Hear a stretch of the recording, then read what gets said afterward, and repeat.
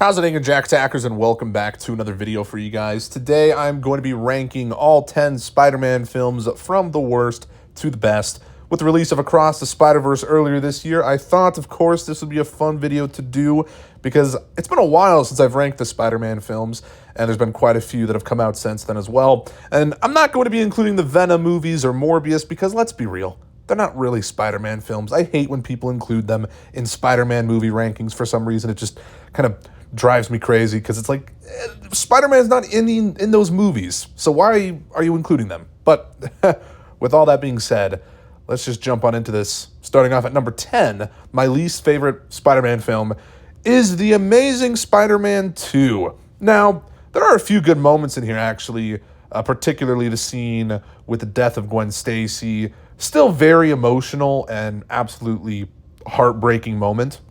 But this movie's just really all over the place and downright goofy at times. I mean, Electro, while I do like Jamie Foxx, he's kind of too over the top. He's much better in No Way Home when he returns. But he has a lot of dumb and just kind of clunky lines that are just kind of cringe-inducing. And the storyline with Harry Osborn felt incredibly shoehorned in. It felt like it didn't really need to be in the movie. And then, of course, we have like Paul Giamatti as Rhino. He makes a brief appearance in the beginning and the end of the movie. And they try and set up this like Sinister Six plot line, and that's really stupid. And yeah, I hated that version of Rhino. I mean, Paul Giamatti, I actually like Paul Giamatti as an actor, but he was just, again, too over the top. And so it felt like this movie was trying to tackle a little too much. I still do have some fun with it, actually. I mean, I do like the Spider-Man suit in this movie. Looks really good. Probably better than the, first Spider-Man suit we got in The Amazing Spider-Man. But overall, this film's just too silly for me. I can't take it seriously sometimes, and it just kind of takes me out of the viewing experience a little bit because of that. But yeah, there you guys go. Anyways, at number 9, I have Spider-Man 3. Similar to The Amazing Spider-Man 2, there are too many things kind of jammed into one movie. Now, I do believe Sam Raimi said he didn't want Venom in this film. And, while I think Topher Grace has his moments in the movie, he just is a bit much sometimes. And I honestly don't really think that the Venom storyline's fleshed out that well. Like, I don't really buy into Eddie Brock's motivations that much. And I feel like that needed to be fleshed out a bit more. And we also have emo Peter Parker in here. It's kind of cringe. I mean, it's a bit fun at times, but, like, it's also cringe. It just is. It's just, what are we doing, man? We also have Harry Osborn turning into Green Goblin, which I do think that was probably one of the main storylines they wanted to tackle, but that kind of gets pushed to the side a little because of Venom, so it's unfortunate. We do have Sandman in this movie. He's great, actually, and he's probably my favorite, or one of my favorite villains in the whole Raimi trilogy, weirdly enough. He's very underrated, in my opinion. I really love Sandman. He's just fantastic and has a very, emotional story, and you can kind of understand his motivations a lot clearer than Eddie Brock's, so I really like that, and, there's some good moments with the symbiotes, and the symbiote suit looks really cool on Spidey, but it's just not an amazing film overall, and I do think it's the emo Peter Parker stuff and them trying to tackle too many plot lines at once hurts this film dramatically. Anyways, at number 8, I have Spider-Man Far From Home. And from here on out, I would consider these to be all good movies at the very least. I have a fun time with this film. You have Mysterio, Jake Gyllenhaal. He's actually really good. And we have the European setting. It's not set in New York. And I know some people have some problems with that, a Spider-Man movie not set in New York City. But I don't know. I think it's something different. You know what I mean? I think it makes sense if they want to do something different with this movie, not have it set in New York City. And I do think there's some actually really cool locations in here and fun sequences. So I don't know. And we also have that cliffhanger ending, which is, they do tackle that in No Way Home. And that cliffhanger is just still really solid, in my opinion. But there's some downright poor expositional moments in this. We have the infamous Mysterio kind of explaining his motivations in the bar scene. And it's just like, what are we doing, man? This should not be executed in this way. And it's clunky. It really is. And I don't know, but it's a decent movie. I really do. I've seen some hate that this movie gets, and I just think it's a little undeserved. It is still fun. Anyways, at number 7, I have The Amazing Spider-Man. Dare I say underrated? I don't know. I feel like everyone kind of raves about Andrew Garfield's Spider-Man now, so probably not. It's a bit of a darker version on kind of the origin a little bit, and I kind of like that. It kind of borrows from maybe Batman Begins to a degree. Like, it definitely wants to give you a bit more of an edge, although how dark does it really get? It's kind of like just a worse version of Spider-Man 2002 in terms of its retelling of the origin story, and that's kind of my main problem with this film. I mean, we do have great chemistry with Gwen and Peter, so that's a good thing about this movie. I actually think their dynamic is some of the best dynamics we see between, Peter Parker and a love interest in the entire, franchise of Spider-Man, to be honest. We also have Lizard as the villain, Kurt Connors, and he's fun. Like, I do think he's a decent enough villain, and they flesh him out well enough, but he may be too similar to Green Goblin, and that kind of goes back to the fact that while this is a slightly different retelling of Spider-Man's origins, it just is slightly too similar and just slightly worse than, Spider-Man 2002, so I don't know. Anyways, at number 6, I have Spider-Man Across the Spider-Verse, and this might be a little low for some people. I'm sure some would put this a bit higher, and I made a whole review about this film, so if you want a bit more in-depth thoughts, you can go check that out. But it's a good movie, and I will probably judge it differently once we get beyond the Spider-Verse, because the pacing and structure of the film, I'll be honest, it's a little odd, and I was spoiled for a lot of stuff, which I guess I can't really blame anyone other than myself, but, it sucks that happened. But the animation, gorgeous as always, and it's probably, the animation is better than the first. It's incredible stuff, and there's some adrenaline-filled action sequences in here. A lot of cool Easter eggs and cameos and whatnot, and it's a fun movie. It's good, don't get me wrong, but it's only at number 6 for me. Anyways, at number 5, I have Spider-Man. Now, this is a great introduction to the character. This is really the first, theatrically released Spider-Man movie, and it's just a fun origin story. Of course, we have Green Goblin, Willem Dafoe, amazing, and he's just an iconic villain. And there's some great action sequences in here, even if, some of the CGI hasn't aged that well. I mean, it came out in 2002, so I do kind of feel like I have to be a bit lenient with it. But yeah, there's some stuff with Green Goblin on the glider that just kind of looks a little silly. There's some emotional moments in here, of course, with Uncle Ben's death. That scene still hits really hard. Tobey Maguire's acting in that scene's great. And I just think this is like a better origin story than what The Amazing Spider-Man was trying to do.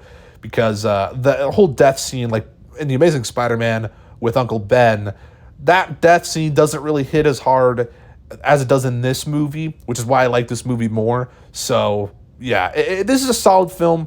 I enjoy it. I never have loved it quite as much as some others have, but it's good nonetheless. Anyways, at number 4, I have Spider-Man 2. And a lot have claimed this to be the best Spider-Man movie and just one of the best comic book movies of all time.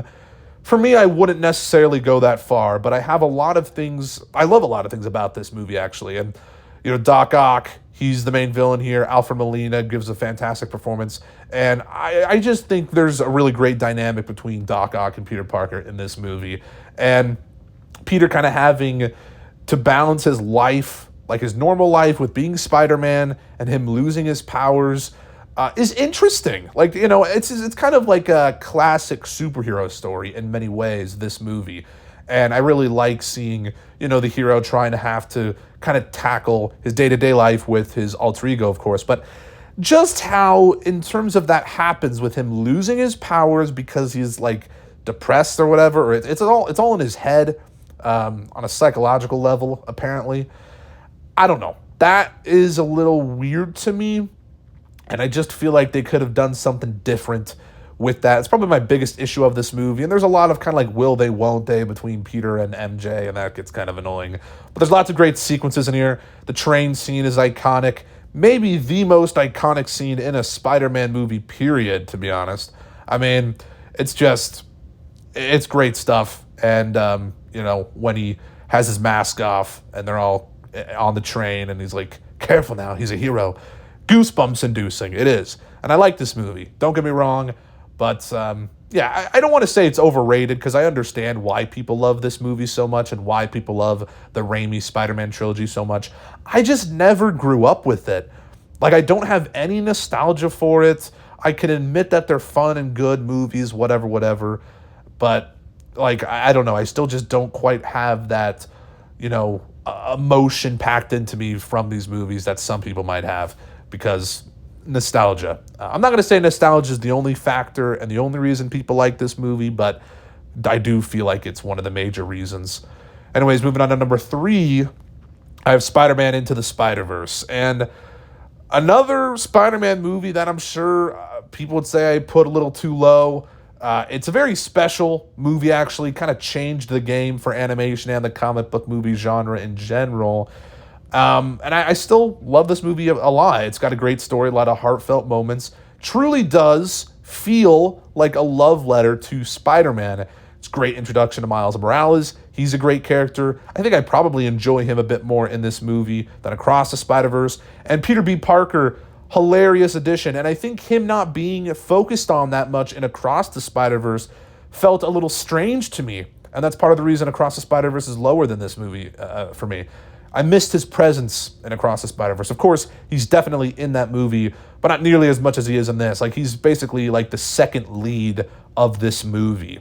And then he just gets completely sidelined in Across the Spider-Verse. Of course, it makes sense. They want to focus more on Miles. They want to focus more on Gwen. I get it, but just an observation.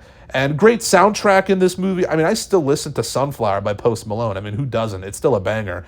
And the Prowler score is amazing still. And it's a great movie. It really is.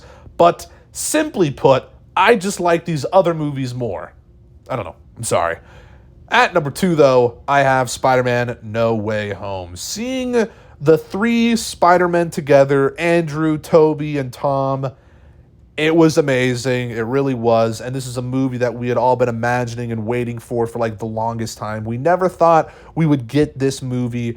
And seeing all the old villains returning, I mean, Green Goblin especially was just great, and Doc Ock, of course.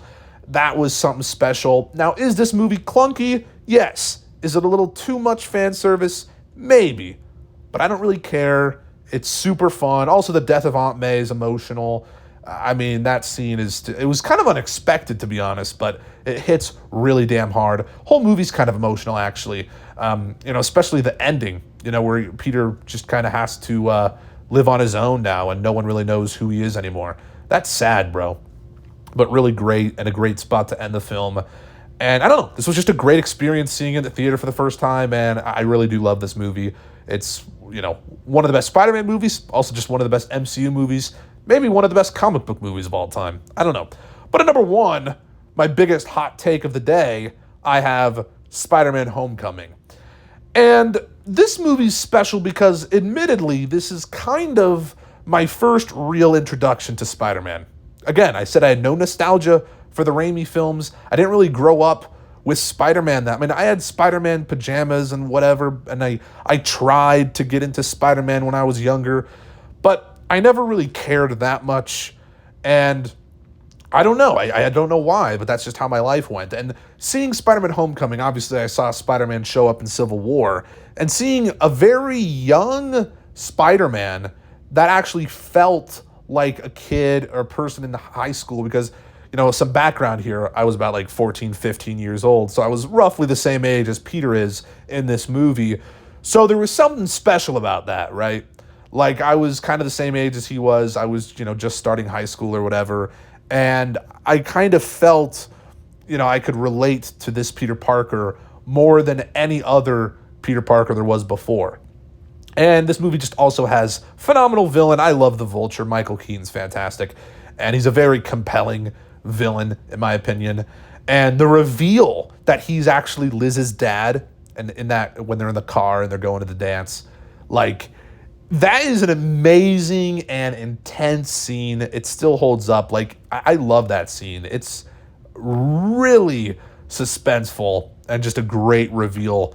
I love Tom Holland as Spider-Man. I really do. I don't know if he's my number 1 favorite anymore because, as I've gotten a bit older and kind of now I'm not in high school anymore, I don't really necessarily relate to this version of Peter Parker, but it was just a perfect time where I was in high school and I was watching Peter in high school. So like I just had that relatability. But now that I'm not in high school anymore, I don't, it doesn't really matter because now I'm just like, well, I can't really relate to him anymore. But I still do get a bit of a special feeling whenever I revisit Homecoming. And yeah, again, I'm sure most people would not put this at their number one spot, but I really enjoy it. And I just think it captures what some of the other Spider-Man films don't really capture in terms of Peter actually feeling like a kid. And yeah, it's a fun movie overall as well. It's really good. And I like it a lot. But that's really all I got to say about it and all I got to say about the Spider-Man movies. But please let me hear your ranking of all the Spider-Man films down in the comments below. I'm sure our lists will vary quite different, but that's all right. I'm just interested to see what you guys have to say, but post your thoughts and comments down below. If you guys liked this video, make sure to give it a thumbs up, subscribe if you're new, and make sure to check out my Letterboxd and Twitter in the description. And I'll see you guys in the next one. Peace.